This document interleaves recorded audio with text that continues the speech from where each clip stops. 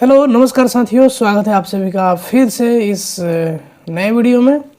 तो आज की इस वीडियो में हम लोग जानेंगे text book analysis on the basis of gender. ठीक है, जेंडर के आधार पर हम लोग टेक्स्ट बुक का एनालिसिस करने वाले हैं।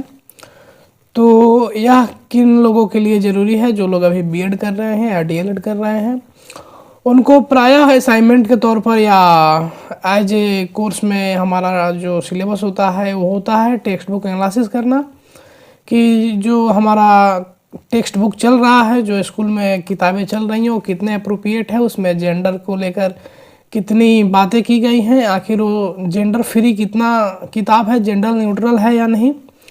तो इन सभी चीज़ों को लेकर काफ़ी विवाद रहते हैं। तो इन्हीं सब बातों को हम लोग ध्यान में रखकर इसका एनालिसिस करने वाले हैं आज के इस पार्ट में। तो सबसे पहले हम इंट्रोडक्शन पार्ट देखेंगे कि टेक्स्ट बुक क्या होता है। तो text book is the overview of the curriculum with the help of text book instructional objective and fulfil. ठीक है, text book play a very important role in the teaching learning process. जो text book होता है या बहुत ही important role play करता है teaching learning process में। Text book is A manual of instructions is any branch in any branch of study. ठीक है, तो ऐसे करके बहुत सारे बातें लिखी गई हैं। Text book printed form publish in printed format, many are now available as online e book. जो टेक्स्ट बुक है अब ई बुक में भी आ गए हैं। ठीक है, as the main things is in teaching material, text book is even in every school and course nowadays. Text book is a main tool to deliver the material to student even at their homes. Okay, the student can use textbook to practice their understanding about the material from the teacher. They can also develop their skills by reading textbook. अब हम जानते हैं text book analysis करना क्यों ज़रूरी है। तो सबसे पहले एनालिसिस को हमें फोकस करना पड़ेगा कि what is the meaning of analysis. Analysis का मतलब क्या है? तो analysis is defined as the focusing study of an object to decide the quality and study the feature of the object.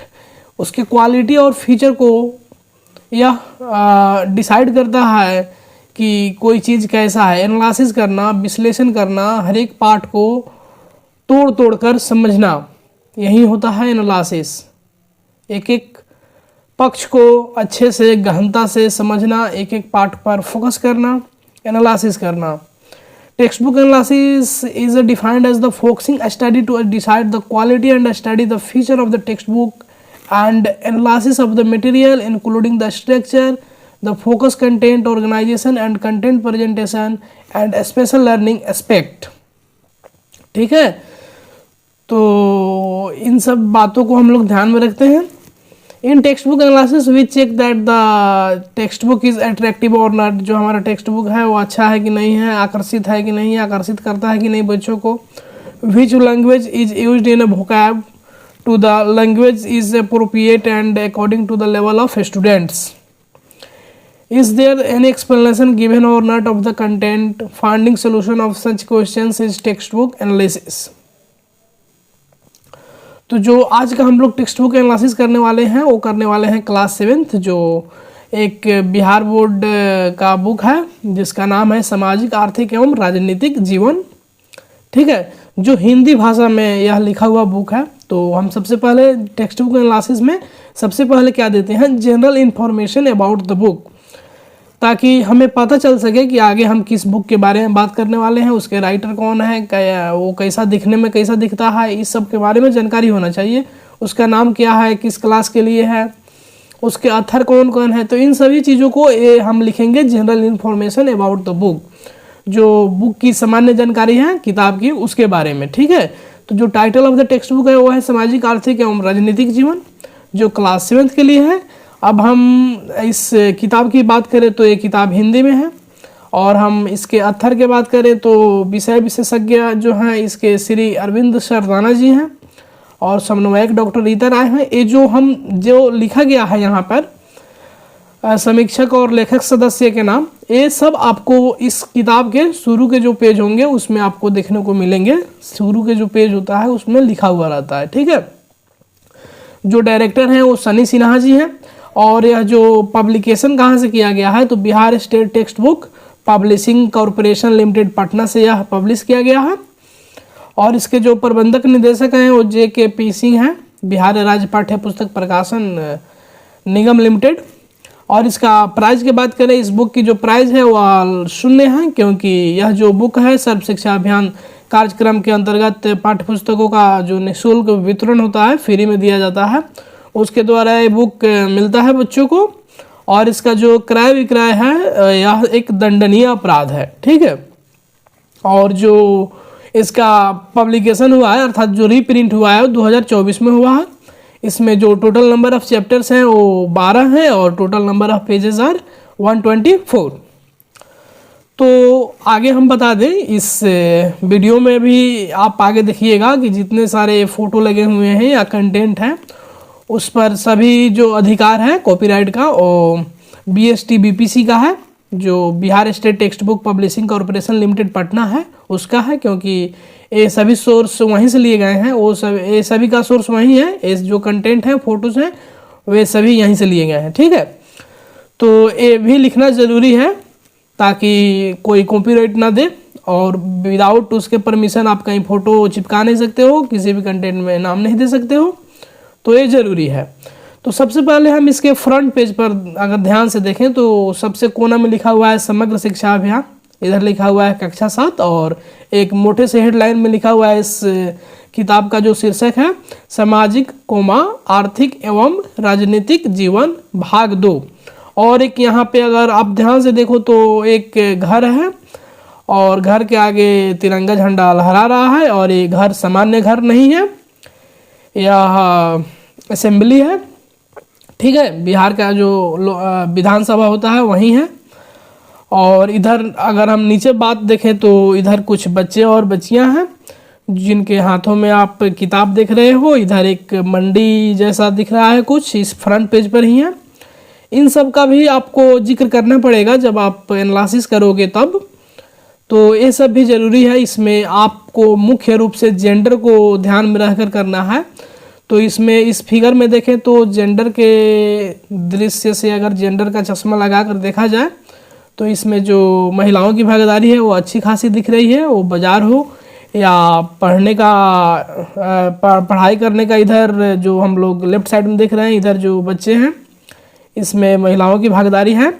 और यह जो बुक है इसमें QR कोड भी दिया हुआ है जिसे आप स्कैन करके देख सकते हैं, ठीक है। तो इसी को पूरा एक्सप्लेन करके लिखा गया है।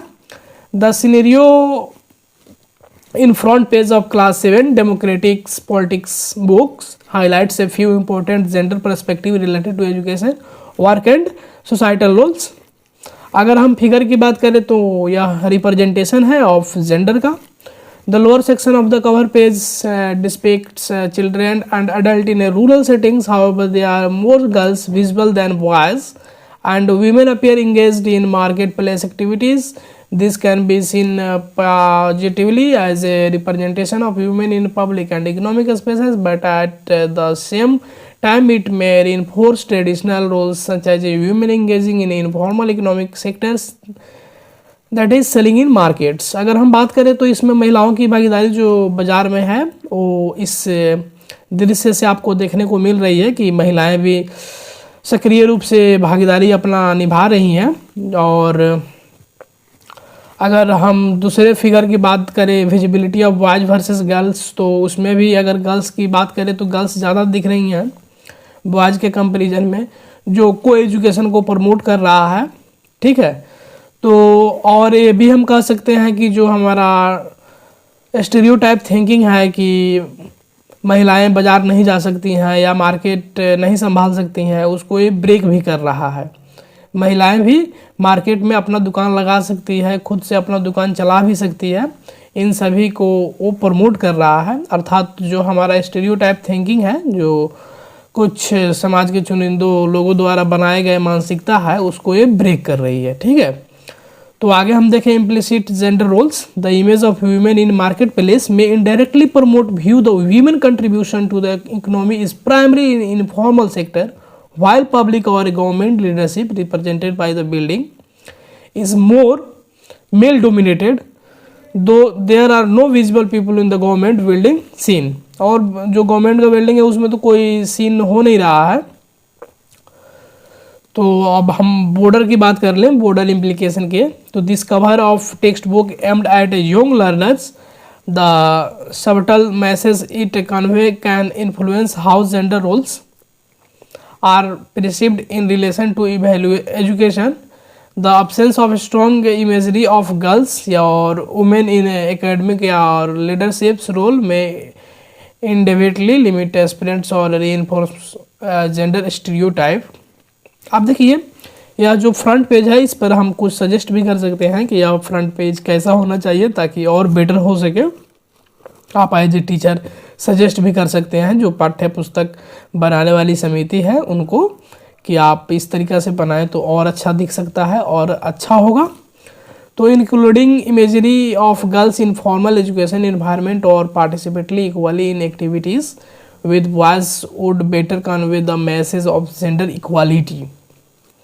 Visual representation of women in diverse professions beyond market roles could help break stereotypes and inspire students, ensuring both boys and girls are equally associated with learning, leadership, and professional aspirants would strengthen the message of gender equality in education. अब हम क्या करेंगे, प्रत्येक chapter wise इसका content analysis करने वाले हैं, chapter सहित करेंगे, उसमें पेज नंबर भी हम मेंशन करते जाएंगे ताकि देखने में समझने में दिक्कत नहीं हो। तो हमारा जो चैप्टर फर्स्ट है उसका नाम है लोकतंत्र में समानता। तो अगर आप इसमें देखें तो पेज नंबर फर्स्ट पर ही एक फिगर है जिसमें कुछ लोग कतार में खड़े हैं मतदान करने के लिए, और इसमें हम अगर गौर से देखें तो इसमें महिला और पुरुष दोनों की भागीदारी दिखाई दे रही है। तो ये क्या दिखलाता है, अगर आप इसे जेंडर के व्यू से देखें तो ये क्या दिखलाता है, इसमें ये नहीं है कि महिलाएं पीछे लगी हुई है, जो पुरुष हैं वो आगे लगे हुए हैं, या महिला को अधिकार नहीं है वोट देने का, या केवल पुरुष को ही अधिकार है, ऐसा तो इसमें देखने को मिल नहीं रहा है। जो जब पहुंचा होगा वो अपने स्थान के अनुसार जाकर कतार में खड़ा हो गया होगा, अर्थात इसमें इक्वालिटी दिखाया जा रहा है। ठीक है, equality in political participation. It reflects the idea that both men and women have the right and opportunity to engage in a democratic process such as voting. It represents how both the genders are well aware of the work that is to cast their vote. छोड़कर अपने सारे काम पहले चलो करें मतदान। और this represents gender equality, या जो फोटो है जेंडर इक्वालिटी को शो कर रहा है। उसके बाद वीमेन एम्पावरमेंट को भी शो कर रहा है, सोशल प्रोग्रेस को भी शो कर रहा है। अगर हम इतिहास को देखें तो ये जो महिलाओं को वोट देने का अधिकार है ये बहुत सारे देशों में नहीं था, ठीक ना। यहाँ तक कि जो डेवलप्ड कंट्री हैं, यूएसए हो गया, यूनाइटेड किंगडम हो गया, इन सब में भी बाद में मिला। अर्थात जब से पुरुषों के पास अधिकार था वोट देने का, तब से उस समय से महिलाओं के पास अधिकार नहीं था। इसके लिए महिलाओं ने बहुत सारे आंदोलन किए हैं, अपने आवाज़ को उठाए हैं, तब जाकर उन्हें कहीं ना कहीं महिलाओं को भी वोट देने का अधिकार प्राप्त हुआ है। ठीक है, तो ये अच्छी बात है। और तीसरी चीज़ की बात करें तो सोशल प्रोग्रेस है। It implies progress in societal norms as a gender inclusivity in a voting में signal broader acceptance of equal roles in other areas such as leadership, education and employment. अब हम चैप्टर 1 में ही अगर हम page number 7 पर जाएं तो उसमें एक टर्म यूज किया गया है दलित एवं महादलित। यह जो वर्ड है, यह the word can show discrimination and can cause increased vulnerability to violence. Dalit and Mahadalit women are often subjected to higher level of physical, sexual and emotional violence used as a tool for maintaining social hierarchy and control. उसके बाद economic डिस्पार्टीज, these women often engage in the most exploitative and menial form of the labor and their work is often under-evaluated या unrecognized. अब हम chapter 1 के बारे में लगभग जितना चीज़ें दिए गए थे उनको हमने एनालिसिस कर लिया। अब हम नेक्स्ट चैप्टर की तरफ बढ़ते हैं। जो हमारा चैप्टर का नाम है वह है राज्य सरकार। ठीक है, तो इसमें एक टॉपिक है विधानसभा में बहस। ठीक है, where one pictures of Vidhan Sabha where only all MLAs are male. जहाँ पे एक विधानसभा के अंदर के जो एक पिक्चर्स है उसमें जो जितने भी विधायक हैं एमएलए वो सभी पुरुष हैं। इससे यह साबित होता है कि जो हमारे प्रतिनिधि हैं, जनप्रतिनिधि हैं जो सरकार चला रहे हैं, तो उनमें महिलाओं की भागीदारी काफ़ी कम है या न के बराबर है। ठीक है, तो इसमें जेंडर इक्वालिटी नहीं है, तो इसमें हमें ध्यान देना होगा। An image showing all male Vidhan Sabha's legislative assembly is not suitable if the goal is to promote gender equality, inclusivity and representative democracy।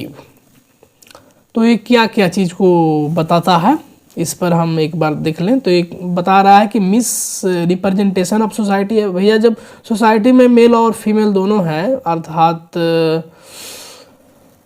महिला और पुरुष दोनों की बराबर भागीदारी है, तो जब आप कहीं पे रिप्रेजेंट कर रहे हो सोसाइटी को, तो उसमें केवल आप मेल को कैसे ले सकते हैं जी? ये तो गड़बड़ है। तो यहाँ पे जो मिस रिप्रेजेंटेशन ऑफ सोसाइटी है इसमें गड़बड़ है, ऐसा नहीं होना चाहिए। तो ऐसा आप यहाँ पे डाल सकते हो। और ये जो बात का ये भी है कि यह रीइंफोर्स कर रहा है जेंडर स्टेरियोटाइप्स का। ठीक है, तो ट्रेडिशनल जेंडर रोल्स को रीइंफोर्स कर रहा है, इसको आप ऐसे लिख सकते हैं। An image of an all male Vidhansabha is not suitable for educational or public materials aimed at fostering an inclusive equal society. Instead efforts should be made to present a more accurate and progressive portrayal of political representation, one that include both men and women. This would promote the values of equality and inclusivity in line with the ideal of democracy। अब हम बात करते हैं chapter number 4 के बारे में, जिसमें मुख्य रूप से यह जो लिंग भेद है इसी पर आधारित यह चैप्टर है, जो है समाज में लिंग भेद। तो इसमें हमें बहुत सारा अच्छा एग्जाम्पल मिलेगा जो हमें ये भी दिखाएगा कि किस तरह स्टीरियोटाइप को ब्रेक किया जा रहा है और किस तरह स्टीरियोटाइप को प्रमोट भी किया जा रहा है। ठीक है, तो आइए इस चैप्टर को देखते हैं। इस चैप्टर में बहुत सारे अच्छे अच्छे फिगर दिए गए हैं। जैसे एक फिगर है जिसमें एक लड़की क्रिकेट खेल रही है और वहाँ लिखा हुआ है मैं लड़की हूँ और मैं क्रिकेट खेलती हूँ। तो ऐसे हमारे सोसाइटी में एक बना हुआ है कि लड़कियां क्रिकेट नहीं खेल सकती है या जो घर के बाहर के जो खेल होती हैं उसे नहीं खेल सकती हैं। तो ऐसा बिल्कुल नहीं है, यह भ्रम अब टूट रहा है सभी का।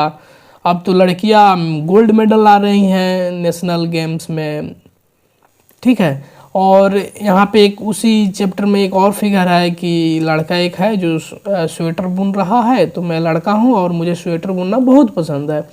अगर हम राइट साइड में भी देखें तो एक लड़की है जो शायद फाइटर है और एक टेनिस खेल रही है और एक ईंट भी ढो रही है, और ऐसे बहुत सारे आपको फिगर मिल जाएंगे इस चैप्टर में।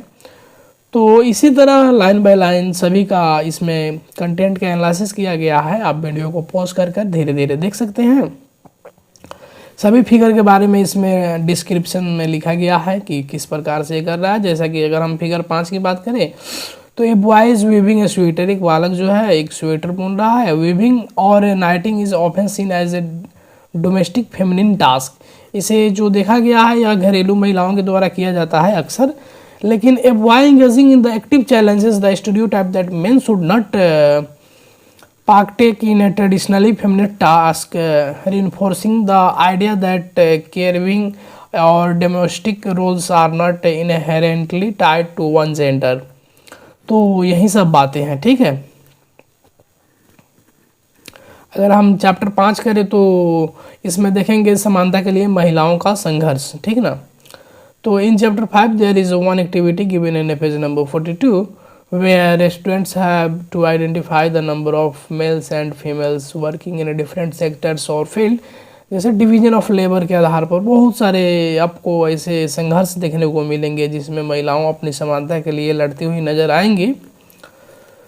तो ये बहुत सारे संघर्ष हैं, जैसे मैं उसमें का कुछ फ़ोटो यहाँ पे लगाया गया है। जैसे फर्स्ट है फाइट अगेंस्ट जेंडर बाइस डिस्क्रिमिनेशन, जेंडर के आधार पर जो भेदभाव किया जाता है उसके विरोध में जो लड़ाई है, जो आंदोलन है, उस पर बातें की गई हैं। उसके बाद जेंडर बेस्ड वायलेंस, जैसे दहेज प्रथा हो गया, और इसमें हम देखें तो चिपको आंदोलन भी हो गया जिसमें महिलाओं की भागीदारी बहुत सक्रिय रूप से थी। लिंग जांच विरोधी आंदोलन, ये भी एक समाज का एक कह सकते हैं जागरूक करने के लिए यह आंदोलन चलाया गया था, ताकि जो लड़कियों की संख्या है उसमें वृद्धि हो और उसकी भ्रूण हत्या नहीं हो।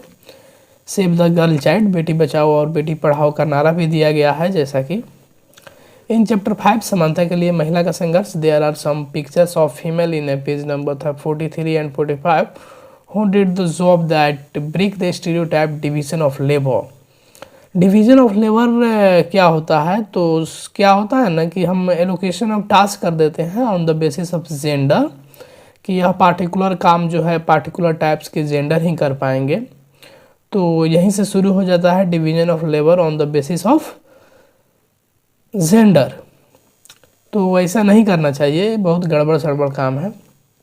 अब हम बात करते हैं मीडिया और लोकतंत्र। मीडिया में क्या भागीदारी है महिलाओं की और पुरुषों की, और लोकतंत्र में क्या भागीदारी है। तो इसमें कुछ खास दिखा नहीं है, और जो पेज नंबर 155 पे मुझे दिखा है तो इसको हमने मेंशन कर दिया है। उसके बाद चैप्टर 9 है बाजार श्रृंखला, खरीदने और बेचने की कड़ियाँ। इसमें भी बहुत सारे फ़ोटो हमने कलेक्ट कर यहाँ चिपकाए हैं। तो ये बहुत सारे यहाँ पे आपको देखने को मिलेंगे। आप वीडियो को पॉज कर एक एक लाइन पढ़ सकते हो कि क्या है, और कंटेंट एनालिसिस कैसे करते हैं, बुक एनालिसिस कैसे करते हैं, इसको आप बुक रिव्यू भी कर सकते हैं। लास्ट चैप्टर 11 है समानता के लिए संघर्ष, तो ये आप देखिए। और जितने सोर्स हैं इसमें लगाया गया ये सब किताब के ही हैं। तो उम्मीद करते हैं ये समझ में आपको आया होगा। और ये टास्क अक्सर असाइनमेंट के तौर पर मिल जाते हैं जो प्रायः 15 मार्क्स के होते हैं। तो हम ये नहीं कहते हैं कि आप इसे डिट्टो आप छाप लें, बल्कि अच्छा ये होगा कि आप इससे कुछ आइडिया ले सकते हैं, ताकि आपको शुरू में समझने में दिक्कत नहीं हो। आप आइडिया ले सकते हैं और आप अपने से प्रयास करेंगे तो शायद इससे बेटर बना पाएंगे। और चलिए, बहुत बहुत आपका धन्यवाद। मिलते हैं किसी और वीडियो में। जय हिंद।